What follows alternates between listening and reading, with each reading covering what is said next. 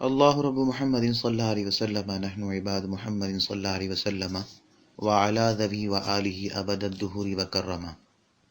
اب یہاں سے صاحب بار شریعت زکوٰۃ واجب ہونے کی کنڈیشنز، شرائط بیان کر رہے ہیں کہ کسی شخص پر اگر زکوٰۃ دینا، اس کی ادائیگی واجب ہوگی تو اس کی کیا شرائط ہیں۔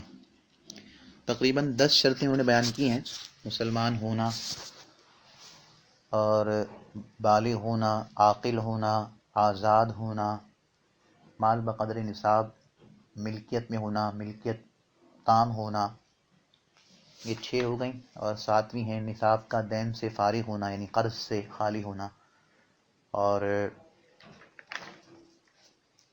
حاجت اصلیہ سے فارغ ہونا، مال کا نامی ہونا، بڑھنے والا ہونا، اور 10ویں شرط ہے سال گزرنا۔ 10 شرائط بیان کی ہیں۔ کچھ کا تعلق صاحب زکوٰۃ دینے والے سے ہے، اور کچھ کا تعلق مال زکوٰۃ سے ہے۔ شروع کی جو 5 شرائط ہیں: مسلمان ہونا، عاقل ہونا، بالغ ہونا، آزاد ہونا، مال بقدر نصاب اس کی ملکیت میں ہونا، اور 6ٹھی ہے کلی طور پر اس کا مالک ہونا۔ تو یہ شرائط 6 شرائط جو ہیں ان کا تعلق ہے مال زکوٰۃ کے مالک سے، اور بقیہ جو شرائط ہیں اس کا تعلق ہے مال زکوٰۃ سے جو زکوٰۃ میں دیا جا رہا ہے۔ اور کچھ شرائط جسے زکوٰۃ دی جائے، جو زکوٰۃ کا مستحق ہے، اس کے لیے بھی ہیں، وہ تعریف میں بیان ہو چکی کہ وہ مسلمان ہو، لہذا کافر کو زکوٰۃ نہیں دی جا سکتی، اور مسلمان ہو تو فقیر بھی ہو، سید نہ ہو، سید کا آزاد کردہ غلام نہ ہو، اور ایسا فقیر نہ ہو کہ جس سے اسے نفع پہنچے، جیسے کہ میں نے بتایا کہ اپنے اصول اور فروع کو نہیں دے سکتا، دادا دادی، بیٹا بیٹی نیچے تک، اور پردہ دادا سکڑ دادا ان سب کو اوپر تک نہیں دے سکتا، اپنے غلام کو نہیں دے سکتا، اپنی بیوی کو، یا بیوی اگر مالک نصاب ہے تو اپنے شوہر کو نہیں دے سکتی۔ یہ سب باتیں ہم پہلے بیان کر چکے ہیں۔ تو مستحقین زکوٰۃ کے لیے کچھ شرائط ہیں کہ وہ زکوٰۃ کا مستحق ہے، جسے زکوٰۃ دینی ہے تو اس میں کیا چیزیں دیکھنی ہیں، پہلے بتا چکے ہیں: مسلمان ہو، فقیر ہو، غیر سید ہو، اس کا آزاد کردہ غلام بھی نہ ہو، اور اس طرح کے جو رشتہ دار وہ نہ ہوں۔ اور پھر فقیر کے لیے جسے زکوٰۃ دی جا رہی ہے اس کا فقیر ہونا ضروری ہے۔ ہو سکتا ہے وہ کسی بڑے امیر باپ کا بیٹا ہو لیکن خود فقیر ہو، تو یہ نہیں دیکھا جائے گا کہ اس کا باپ، اس کا دادا، اس کے رشتہ دار بہت پیسے والے ہیں، یہ نہیں دیکھا جائے گا، وہ خود فقیر ہے یا نہیں یہ دیکھا جائے گا۔ اگر وہ خود فقیر ہے شرعی لحاظ سے تو اس کو زکوٰۃ دی جائے گی، اور وہ زکوٰۃ ادا ہی کہلائے گی۔ تو مستحقین زکوٰۃ کی کچھ شرائط ہیں: کچھ کا تعلق زکوٰۃ دینے والے مالک زکوٰۃ کے ساتھ ہے، کچھ کا تعلق مال زکوٰۃ سے۔ یہاں ہم ڈسکشن کریں گے شروع کے 6 شرائط جن کا تعلق مالک زکوٰۃ سے ہے۔ پہلی شرط ہے مسلمان ہونا۔ صاحب بار شریعت فرماتے ہیں مسلمان ہونا پہلی شرط ہے۔ کافر پر زکوٰۃ واجب نہیں، یعنی اگر کوئی کافر مسلمان ہو تو اسے یہ حکم نہیں دیا جائے گا کہ زمانہ کفر کی زکوٰۃ ادا کرے۔ کتب عامہ یعنی فقہ کی جو عموماً کتابیں ہیں ان میں اسی طرح مسئلہ لکھا ہے۔ عالمگیری کی انہوں نے عبارت کا ترجمہ یہاں نقل کیا ہے۔ فتاوی ہندی اصل نام ہے لیکن مشہور عالمگیری کے نام سے۔ اور پھر فرماتے ہیں معاذ اللہ کوئی مرتد ہو گیا تو زمانہ اسلام میں جو زکوٰۃ نہیں دی تھی وہ ساقط ہو گئی، یعنی معاف ہو گئی۔ یہ بھی عالمگیری سے نقل کیا ہے۔ پھر اگلا مسئلہ پیش کرتے ہیں: کافر دارالحرب میں مسلمان ہوا اور وہیں چند برس تک اقامت کی، یعنی ٹھہرا رہا، پھر دارالاسلام میں آیا۔ اگر اس کو معلوم تھا کہ ایک شخص جو مسلمان ہو اور مالدار ہو تو اس پر زکوٰۃ واجب ہوا کرتی ہے، معلوم ہوتے ہوئے بھی اس زمانے کی زکوٰۃ اس نے نہیں دی تو اسے زکوٰۃ کی وہ قضا کرنی ہوگی، وہ زکوٰۃ ادا کرنی ہوگی۔ اور اگر اسے معلوم نہیں تھا، یعنی دارالحرب میں مسلمان ہونے والے مسلمان کو معلوم نہیں تھا کہ مسلمان پر زکوٰۃ واجب ہوتی ہے، اور پھر بعد میں دارالاسلام میں آ کے معلوم ہوا، تو پھر اس پہ زکوٰۃ کی وہ جو قضا ہوئی، یعنی جو ان سالوں میں نہیں دی، قضا نہیں ہوتی زکوٰۃ ویسے، ان سالوں میں نہیں دی تو وہ زکوٰۃ اس پر واجب نہیں ہوگی۔ اور اگر دارالاسلام میں مسلمان ہوا اور چند سال کی زکوٰۃ نہیں دی تو ان کی زکوٰۃ، ان سالوں کی زکوٰۃ واجب ہوگی، اگرچہ وہ کہتا ہے کہ مجھے اس کی فرضیت کا معلوم نہیں تھا کہ دارالاسلام میں جہل معلوم نہ ہونا یہ عذر نہیں ہے، یہ بہانہ نہیں بن سکتا۔ ایک شخص کسی شخص کو جا کے مار دے، چوٹ پہنچا دے، اور جب اسے گرفتار کیا جائے تو وہ کہے کہ مجھے معلوم نہیں تھا کہ اس طرح کسی کو چوٹ پہنچانا یہ کوئی بری بات ہے یا غیر قانونی ہے، کسی کا ایکسیڈنٹ کرنا، گاڑی ٹھوک دینا اس کو غیر قانونی ہے، تو کیا جج یا جس ملک کا وہ رہنے والا ہے، باشندہ ہے، وہاں کا قانون یہ بات، یہ عذر سن لے گا؟ وہ کہے گا بھائی تم انسانوں میں پلے بڑے ہو، تمہیں اتنی تمیز نہیں ہے، جنگل سے آئے ہوتے، جنگل میں پڑے بڑے ہوتے تو شاید تمہارا عذر سن لیا جاتا، انسان ہو اور پھر ایسی بات کر رہے ہو۔ یہاں پر بھی ایسے ہی ایک شخص مسلمان ہے، مسلمان کے گھر میں پیدا ہوا، دارالاسلام میں پلا بڑا ہو، پھر وہ کہے کہ مجھے تو پتہ ہی تھا اس طرح کے بھی کوئی معاملہ ہوتا ہے۔ تو دارالاسلام میں رہتے ہوئے علم نہ ہونا، عدم آگہی اسلامی عبادات معاملات کے حوالے سے، جو موٹی موٹی چیدہ باتیں ہوتی ہیں جو ہر مسلمان کے بچے کو، مسلمان کو آنی چاہیے، وہ نہیں آتی، تو یہ غفلت ہے، اور غفلت وجہ عذر نہیں بن سکتی۔ اب یہاں پر کچھ الفاظ جو وضاحت طلب ہیں، مسئلہ تو آپ کو سمجھ میں آ گیا ہوگا، لیکن جو باتیں صاحب بار شریعت نے نقل فرمائی کہ کافر نہیں لے سکتا، مرتد نہیں لے سکتا، اور پھر بتایا کہ کافر جو دارالحرب میں مسلمان ہوا اور پھر دارالاسلام میں آیا، تو یہ باتیں وضاحت طلب ہے کہ آخر کافر کون کون سی قسم ہوتی ہیں اس کی، دارالحرب کیا، دارالاسلام کیا، یہ وضاحت طلب ہے۔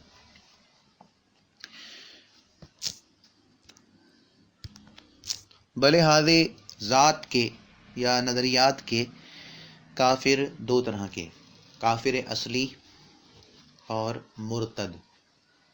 کافر اصلی وہ جو کافر گھرانے میں پیدا ہوا پیدائشی طور پر، عیسائی گھرانے، یہودی گھرانے یا ہندو مجوسی گھرانے میں، اور یہ گھرانہ چاہے کہیں بھی ہو، کسی اسلامک کنٹری میں ہو یا کسی غیر اسلامک کنٹری میں ہو، مسلمانوں کے ملک میں بھی، شام میں، پاکستان میں اور اس طرح کی اسلامی ریاستوں میں کافر رہتے ہیں، اور جو امریکہ، چائنا وغیرہ نان اسلامک کنٹریز ہیں وہاں بھی کافر رہتے ہیں۔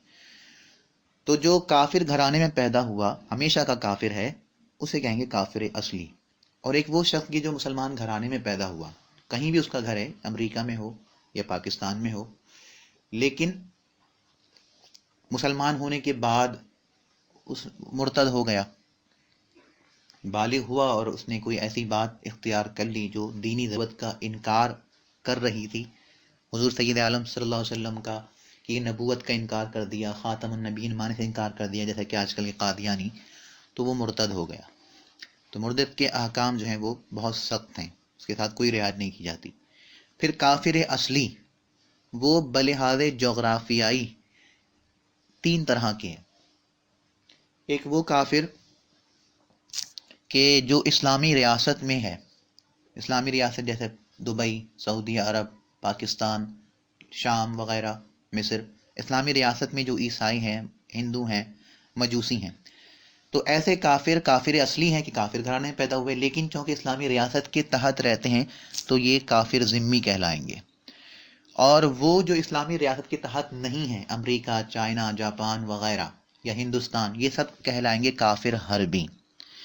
اور ایک اور ہوتا ہے، وہ ہوتا ہے مستأمن، امن طلب کرنے والا، یعنی کوئی حربی کافر امریکہ کا، چائنا کا، اسلامک کنٹری میں وزٹ کرنے جائے کاروباری لحاظ سے، یا رشتہ دار ہیں، یا یوں ایسے ہی گھومنے گیا ہے، تو وہ مستأمن کہلائے گا، اسے امن دیا جائے گا، جس طرح کہ وہاں کے کافر ذمی کو امن دیا گیا ہے اور ان کے ساتھ نرمی برتی گئی ہے، تو اس کے ساتھ بھی نرمی برتی جائے گی۔ تو یہ کافروں کی اقسام ہیں، کافر اصلی جو پیدائشی کافر ہو، کافر مرتد کہ جو مسلمان ہونے کے بعد پھر ادارے کفر میں داخل ہو جائے، اور پھر کافر اصلی کی جگہ کے لحاظ سے تقسیم کری کہ جو اسلامی ریاست میں ہے وہ ذمی ہے پیدائشی طور پر، اور جو اسلامی ریاست میں نہیں ہے وہ حربی ہے، اور ایک وہ کہ جو اسلامی ریاست میں وزٹ کرنے کے لیے گیا ہے تھا تو وہ غیر اسلامی کنٹری کا، تو وہ مستأمن ہے۔ بہت سے لوگ یہاں پر دھوکہ کھا جاتے ہیں، بڑے بڑے پڑھے لکھے لوگ، دانشور حضرات، وہ سمجھتے ہیں کہ جو اسلامی ریاست میں کافر ہوگا، اسلامی ریاست جہاں قائم ہوگی وہ دارالاسلام ہوگا، اور جہاں اسلامی ریاست نہیں ہے وہ دارالکفر دارالحرب ہوگا۔ یہ کوئی قاعدہ نہیں ہے۔ کسی کنٹری کے دارالاسلام ہونے کے شرائط و ضوابط ضابطے الگ ہیں، اور وہاں کنٹری میں بسنے والے کافر کے حربی اور ذمی ہونے کے ضابطے الگ ہیں۔ کافر حربی کب ہوگا، ذمی کب ہوگا، وہ میں نے آپ کو بتا دیا کہ اسلامی ریاست میں ہے، رہتا ہے پیدائشی طور پر تو ذمی ہے، اور غیر اسلامی ریاست میں ہے تو پھر وہ حربی ہے۔ لیکن کسی ملک کو دارالاسلام یا دارالکفر حرب قرار دینا، اس کا ضابطہ الگ ہے۔ عند الاحناف، فقہائے احناف کے نزدیک دارالاسلام ہونے کی ایک شرط ہے کہ وہ جگہ جہاں اسلامی شعائر کی آزادانہ طور پر اجازت ہو۔ اسلامی شعائر سے مطلب نماز، روزہ، حج، زکوٰۃ اور اذان، اقامت، عید وغیرہ، یہ جو بھی اسلامی معاملات ہیں ان کو آزادانہ طور پر کرنے کی اجازت ہو حکومتی سطح پر۔ وہاں کا جو بادشاہ ہے بھلے کافر ہو، حکومت کافر ہو، وہ اگر روک ٹوک نہیں کرتی مسلمانوں پر تو وہ اگرچہ کافروں کی حکومت ہے لیکن وہ جگہ دارالاسلام کہلائے گی۔ جہاں بھی کہیں، اب ہندوستان ہے، یہاں پر حکومت تو کافروں کی ہے لیکن چونکہ اسلامی معاملات کرنے کی آزادی ہے اسلامی یعنی ریاست کی طرف سے، نیچے کے بعض لوگ شرارتیں کرتے ہیں، ان کا کوئی اعتبار نہیں۔ جو وہاں اس کنٹری کی حکومت ہے وہ اسلامی معاملات کرنے پر مسلمانوں پر کوئی روک ٹوک نہیں لگاتی، وہاں اجازت ہے۔ تو اگرچہ وہاں پر ہندوؤں کی حکومت ہے لیکن یہ دارالاسلام ہے۔ اسی طرح پاکستان بھی دارالاسلام ہے کہ یہاں پر اجازت ہے۔ دارالاسلام ہونے کی ایک شرط ہے کہ اسلامی شعائر زندہ ہوں، آزادانہ طور پر کرنے کی اجازت ہو، اجازت عام ہو، بلکہ کسی ایک شخص کو بھی اگر اجازت حاصل، کوئی ایسی جگہ ہے کہ جہاں سارے کافر رہتے ہیں، ایک مسلمان ہے اور وہاں کی حکومت نے اس کو اجازت دے رکھی ہے کہ تم آزادی کے طور پر اذان دے سکتے ہو، نماز پڑھ سکتے ہو، جو تمہارے اسلامی معاملات کر سکتے ہو، تو اس کی وجہ سے، اس مسلمان کی وجہ سے وہ پورا کافروں کا گڑھ بھی دارالاسلام کہلائے گا۔ کیونکہ حدیث میں آیا الاسلام یعلو ولا یعلا، اسلام غالب ہونے کے لیے آیا ہے، وہ غالب ہی رہتا ہے، وہ مغلوب کبھی نہیں ہوتا۔ اسلام کا غلبہ اور چیز ہے، مسلمانوں کا غلبہ اور چیز ہے۔ مسلمان مختلف ادوار میں مختلف جگہوں پر کہیں مغلوب ہوتے ہیں، ظلم کا شکار ہوتے ہیں، کہیں غالب ہوتے ہیں، اقتدار میں ہوتے ہیں، آزاد ہوتے ہیں۔ اسلام ہمیشہ سے غالب تھا۔ اس دنیا پہ کوئی مسلمان نہ رہے، سارے مسلمان مر جائیں تب بھی اسلام غالب رہے گا۔ ان الدین عند اللہ الاسلام۔ تو چاہے ایسی جگہ کہ جہاں ایک ہی مسلمان ہو، سارے کافر ہوں، لیکن اس مسلمان کو وہاں کی حکومت نے آزادانہ طور پر اجازت دے رکھی ہے کہ تم اپنے اسلامی معاملات کر سکتے ہو، تو وہ جگہ دارالاسلام ہے۔ دارالحرب، دارالکفر ہونے کے لیے 3 شرطیں ہیں عند الاحناف، تینوں یکجا ہوں گی، ایک جگہ جمع ہوں گی، تب جا کے وہ کنٹری، وہ ملک، وہ جگہ دارالکفر کہلائے گی، دارالحرب کہلائے گی۔ پہلی شرط یہ ہے کہ وہاں سے اسلامی احکام، شعائر، جمعہ، عیدین، نماز، اقامت، یہ سب چیزیں بالکل ختم کر دی گئی ہوں، کسی ایک کو بھی اجازت نہ ہو۔ دوسری شرط کہ احکام شرک اور کفر وہ علی الاعلان جاری ہو گئے ہوں۔ تیسری شرط کہ وہ جگہ، اس کے اطراف میں جو سرحدیں ہیں، جو ملک ہیں، وہ دارالاسلام نہ ہوں۔ جب یہ 3 شرطیں جہاں پائی جائیں گی اس جگہ کو کہا جائے گا کہ یہ دارالکفر ہو گیا ہے، دارالحرب ہو گیا ہے۔ تو یہ فرق ذہن میں رہے کہ حربی اور ذمی ہونے کا کرائیٹیریا، شرائط ضوابط الگ ہیں، اور دارالکفر اور دارالاسلام کہلانے کی جو ضوابط ہیں وہ الگ ہیں۔ جو کافر اسلامی ریاست میں رہتا ہے وہ ذمی ہے، اور جو غیر اسلامی ریاست میں رہتا ہے وہ کافر ہے۔ اس لیے ہندوستان کا کافر کافر حربی ہے، پاکستان کا کافر کافر ذمی ہے۔ اور جہاں اسلامی شعائر کی آزادانہ طور پر اجازت ہے، چاہے حکومت اسلامی ہے یا نہیں، وہاں مسلمان ہیں ہی نہیں یا ایک آدھ ہے، بچ گیا ہے، اسلامی معاملات کی آزادانہ اجازت ہے تو وہ دارالاسلام ہے۔ اور جہاں نہیں ہے اور احکام شرک علی الاعلان جاری ہوتے ہیں اور وہ جگہ چاروں طرف سے دارالاسلام سے گھری ہوئی بھی نہیں ہے، تو پھر وہ دارالحرب ہے، دارالکفر ہے۔ وجہ میں نے آپ کو بتا دی، حدیث شریف۔ لہذا کشمیر کی آپ مثال لے لیجئے، کشمیر ایک ہے جموں کشمیر، ایک ہے آزاد کشمیر، مقبوضہ کشمیر جو ہندوستان کے پاس ہے، ناجائز قبضہ ہے ان کا، اور ایک پاکستان کے پاس ہے۔ تو جو مقبوضہ کشمیر میں کافر رہتے ہیں، کیونکہ وہ غیر اسلامی ریاست کے ماتحت ہیں، اس لیے کافر حربی ہیں، لیکن وہاں پر اجازت ہے آزادانہ طور پر معاملات کرنے کی، تو وہ دارالاسلام ہی ہے۔ اور پاکستان کے حصے میں جو کشمیر ہے، وہاں کے جو کافر چونکہ اسلامی ریاست کے ماتحت ہیں، تو وہ ذمی ہے، اور وہاں پر اجازت ہے اسلامی معاملات کرنے کی، تو یہ دارالاسلام بھی ہے۔ دارالاسلام اور کفر کہلانے کا کرائٹیریا الگ ہے، کافر کی ذمی اور حربی ہونے کا ضوابط جو ضابطے ہیں وہ الگ ہیں، یہ ذہن میں رہیں۔ بہرحال کافر کوئی سا بھی ہو، اصلی ہو، مرتد ہو، ذمی ہو، حربی ہو، مستامن ہو، اس پر زکوٰۃ واجب نہیں ہو سکتی۔ کیوں نہیں ہو سکتی؟ کیونکہ کافر اہلیت عبادت نہیں رکھتا، عبادت کا مستحق صرف مسلمان ہے۔ کافر پر صرف ایمان لانا ابھی ضروری ہے، عبادت اس کے لیے قابل قبول نہیں، اس پر واجب نہیں۔ ایمان ہر عبادت کے لیے اصل ہے، جس طرح بغیر تخم کے بیج کے ایک درخت اور اس کے پھل اور پھول نہیں ہو سکتے، اور دودھ کے بغیر پنیر، مکھن یا گھی کا وجود نہیں ہو سکتا، اسی طرح ایمان کے بغیر عبادت کا وجود نہیں ہو سکتا۔ اگر کوئی کرتا بھی ہے تو وہ صرف ایک اداکاری ہے، اس پر کوئی ثواب نہیں ہے۔ اس لیے کوئی کافر کتنے ہی چاہے نیک کام کر لے، ساری زندگی وہ اپنی نیکیوں میں گزارے، لیکن اگر وہ کافر ہے تو اس کا کوئی نیک عمل، اس کو اللہ تعالیٰ یہاں پر اجر و ثواب تو نہیں، اس کی جزا دے دے گا، لیکن ثواب آخرت میں اس کا کوئی حصہ نہیں۔ ایمان ہر عبادت کے لیے اصل ہے، اور یہ ایک ایسی بات ہے کہ یہ کبھی بھی معاف نہیں ہوتی، چاہے آدمی دنیا میں ہو، قبر میں چلا جائے یا جنت میں ہی پہنچ جائے۔ ایمان ایک ایسی بات ہے کہ جو ہمیشہ ہر لمحے واجب ہے، ضروری ہے، جبکہ دیگر عبادات جو ہیں وہ کبھی کبھار مختلف کنڈیشنز کے اندر وہ ہو جاتی ہیں، معاف ہو جاتی ہیں۔ کوئی آدمی جنون جس پر لاحق ہو جائے، یا بہت زیادہ بیمار ہو جائے، یا اس کے پاس کہہ لیجئے اتنے رقم نہ ہو، تو اس پر حج واجب نہیں ہوگا، اور دیگر شرائط، اس میں تبدیلی یا تخفیف آ جاتی ہے، لیکن ایمان میں کوئی تخفیف نہیں ہے، یہ ہمیشہ ہر آن میں ضروری ہے، یہ ہر عبادت کی اصل ہے۔ تو کافر پہ نہ زکوٰۃ واجب ہوتی ہے، نہ زکوٰۃ کافر لے سکتا ہے۔ کافر کی جتنی میں نے اقسام بتائیں یہ سب اس میں شامل ہیں۔ تو چونکہ اس میں اہلیت نہیں ہے، اس لیے کافر جب مسلمان بھی ہو جائے، چاہے دارالاسلام میں رہنے والا کافر ہو یا دارالحرب میں رہنے والا کافر ہو، تو اس کو یہ نہیں کہا جائے گا کہ بھئی تم نے زمانہ کفر میں زکوٰۃ ادا نہیں کری تھی، اب وہ زکوٰۃ ادا کرو، نہیں، کیونکہ وہ اس کا اہل ہی نہیں تھا جب، لہذا اس سے اس عبادت کا جو وہ قضا ہے کہہ لیجئے وہ نہیں مانگا جائے گا۔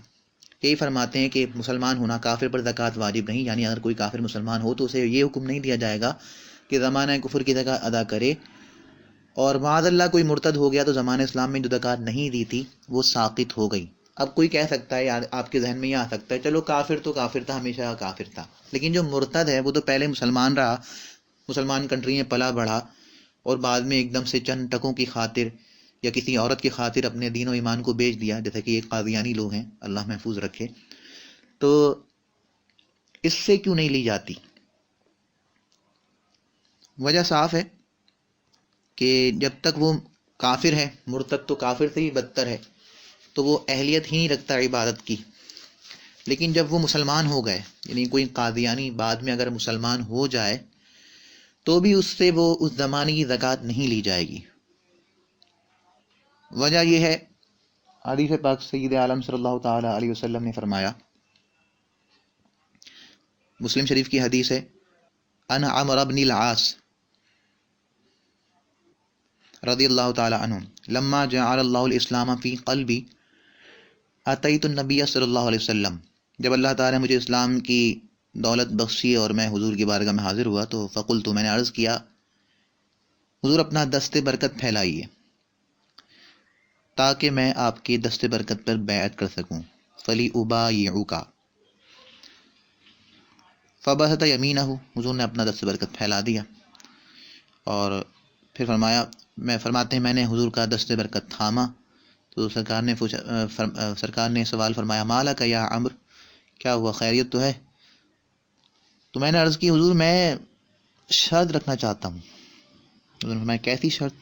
میں نے عرض کی ان یغفر لی، کہ اللہ تعالیٰ مجھے معاف فرما دے، میرے گناہوں کو بخش دے۔ تو حضور نے فرمایا اما علمت ان الاسلام یہدم ما کان قبلہ، تم نہیں معلوم کیا کہ اسلام جو ہے ما قبل ساری برائیوں کو مٹا دیتا ہے؟ تو جو تم سے برائیاں اسلام کی حالت سے اختیار کرنے سے پہلے ہوئیں وہ سب اسلام لانے کے بعد معاف ہو گئیں۔ تو جو کافر دار اسلام میں آئے اس سے نہیں کہا جائے گا کہ تم زمانے کفر کی زکوٰۃ دو، کہ اس پر کچھ واجب ہی نہیں تھا، وہ اس کی اہلیت ہی نہیں رکھتا تھا۔ اور جو مرتد ہے وہ تو کافر سے ہی بدتر ہے، اسے بھی نہیں کہا جائے گا کہ زمانہ ارتداد میں جو تم نے زکوٰۃ نہیں دی تو زکوٰۃ ادا کرو، وہ معاف ہو گئی۔ اگلا مسئلہ ہے کافر دارالحرب میں مسلمان ہوا، تو میں آپ کو بتا چکا ہوں دارالحرب کیا ہے، دارالاسلام کیا ہے۔ یہاں اصل بات ہے علم کی۔ دارالحرب میں تو یہ ریزن سنا جا سکتا ہے کہ مجھے معلوم، ظاہر سی بات ہے دارالحرب کہتے ہی وہ یہ کہ جہاں اسلامی شعائر پہ پابندی ہو، وہ غیر قانونی ہو، حکومت مواخذہ کرنے لگ جائے۔ تو ایک شخص جو دارالحرب میں مسلمان ہوا تو وہ کہاں کسی سے پوچھتا پھرے گا کہ اب میں مسلمان ہوں، مسلمان ہونے بتائے گا تو شاید سولی چڑھ جائے گا۔ تو اب وہ اسے وہاں پر یہ معلومات نہیں مل سکتی کہ میں مسلمان ہوا ہوں تو مجھے کیا کرنا چاہیے۔ البتہ کہ ایک دارالاسلام میں رہنے والا یہ اپنی غفلت کا شکار ہے، مسلمان ہے، اس کے آس پاس ہیں، ان سے پوچھے، سوال کیوں نہیں کرتا؟ سوال کرنے پہ قدرت ہے، وہ اس سے کوئی پیسے بھی نہیں لیں گے کہ اگر جا کے کسی مسجد کے امام سے یا عالم سے مسئلہ پوچھے تو وہ پیسہ لے گا کہ ہاں ٹھیک ہے میں تمہیں مسئلے بتا دیتا ہوں، اتنے پیسے لیں گے، ایک مسئلے کا اتنا، فی مسئلہ اتنا، نہیں، ایسا کچھ نہیں۔ تو یہاں اگر دارالاسلام میں رہتے بھی اسے کچھ نہیں معلوم تو یہ اس کی غفلت ہے، غفلت عذر نہیں بن سکتی۔ ہاں وہاں دارالحرب میں اگر اسے واقعی ایسی کنڈیشن تھی، اسے معلومات نہیں ہوئی اور کوئی ذریعہ بھی نہیں تھا، تو پھر دارالاسلام میں آنے کے بعد جو معلوم ہوا کہ بھائی مسلمان ہونے کے بعد تو نمازیں پڑھنی پڑتی ہیں، زکوٰۃ دینی پڑتی ہیں اور دیگر کام کرنے پڑتے ہیں، تو وہاں دارالحرب میں جتنے عرصے زکوٰۃ، نمازیں، روزے چھوٹتے رہے اس کی قضا نہیں ہوگی دارالاسلام میں آنے کے بعد۔ البتہ اگر وہاں معلوم ہو گیا، جیسا کہ آج کے دور میں انٹرنیٹ ہے، موبائل ہے، تو مواصلاتی جو ذرائع ہیں وہ بہت تیز ہیں، تو ایسی کنڈیشن میرے خیال سے شاذ ہے کہ آدمی کسی حربی ملک میں بھی ہو اور اسے اسلام کے بارے میں، اسلامی احکام کے بارے میں معلوم نہ ہو۔ بہرحال اگر اسے خبر وہاں پہنچ جاتی، اسے معلوم ہو جاتا، پھر بھی وہ نہیں دیتا تو قضا ہوگی۔ یعنی اصل ریزن جو ہے، جس طرح کسی آپ سائنس میں سائنٹیفک ریزن ہوتی ہے، تو یہاں پر آپ فقہی ریزن سمجھیے کہ اگر مسئلہ جو بھی اخذ کیا ہے فقہاء نے تو اس کے علل و اسباب کیا ہیں، جو بھی مسئلہ دیا گیا ہے جائز، ناجائز، فرض، واجب، وہ کس کے گرد گھوم رہا ہے، علت کیا ہے۔ علت ہے یہاں پر علم۔ دارالحرب میں علم نہیں تھا تو سمجھ میں آتی تھی بات کہ ایسی جگہ علم کا حصول یقیناً مشکل ہے، لیکن اگر ہو گیا کسی طرح تو پھر واجب ہوگی زکوٰۃ اور نماز اور روزہ، دیگر عبادات جو مسلمان پہ واجب ہوتی ہیں۔ لیکن دارالاسلام میں چونکہ علم نہ ہونا، معلومات نہ ہونا یہ کوئی عذر نہیں ہے، تو صرف غفلت ہے، تو یہاں تو اسے معلوم ہو تب بھی واجب ہے، نہ ہو تب بھی واجب ہے، نہیں دی تو اس نے دینی ہوں گی۔ علم کے ارد گرد یہ حکم گھوم رہا ہے۔ اگر اسے معلوم تھا دیکھیں گے وہ کہاں پر ہے، دارالاسلام میں، دارالحرب میں۔ اگر دارالحرب میں اسے معلوم ہوا تو وہاں پر واجب ہے، وہاں نہیں دی تو دارالاسلام میں آ کر کے دے، قضا کرے، نمازیں، روزے، زکوٰۃ جو بھی ہے۔ اور دارالاسلام میں تو آپ کو معلوم ہی ہے کہ عدم علم عذر نہیں بن سکتا۔ امید کرتا ہوں بات سمجھ آ گئی ہوگی۔